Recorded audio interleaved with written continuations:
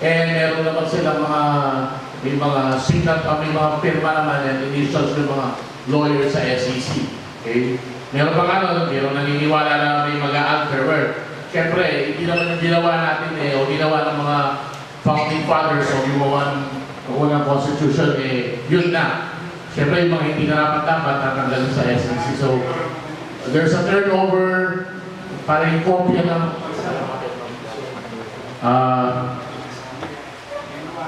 we will give a copy of the Constitution and Bylaws to Claro M. Recto Chapter, represented by their MEB, Brother Mike Bumbo Santos.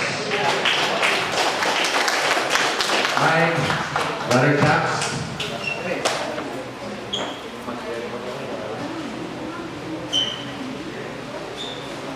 Brother Chaps, Chairman Alex,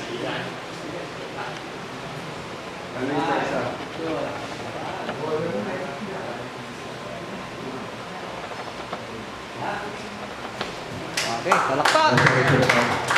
For the other chapters, if you wish to have your own copy, please request from the Pampanga Supreme Council, okay, and the incorporators. For everybody to know, since 2002 hanggang po 2022, meron pa po rin naman yung SEC na ako. Okay? Ewan po dapat magsalita kasi yung question na bakit yung nagkakapas Supreme Council yan. Kasi po nagkakapas ako question na yapin ko, naman talaga yung utang, pero hindi mo sa talaga yung pabalik kay SEC para ma-update siya po yung SEC na ako.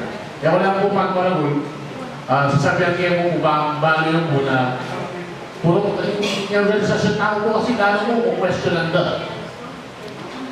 Council of Elders, kung question nanda.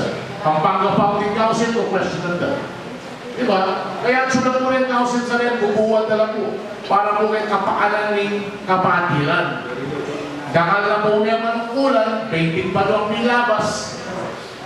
Ay, yung mag-active po pa si Bayo, naman, bawal bylaws na, bylaws. Dali ang magbabasa natin, dali ang bawal ang bawal. Po kaya yung programa nyo, kailangan niya po sabihin, bylaws. Kaya, wala mo po sabihin, alala pag malagulat ang meron ulan na naman 2002 hanggang 2022, pero bakit February na po yung SEC? Kaya ko na po yung kailangan, actually. With the help of, siyempre, Chairman Alex, Sam Angeles, Brother Chaps Pinjola, nakachupang abroad, kailangan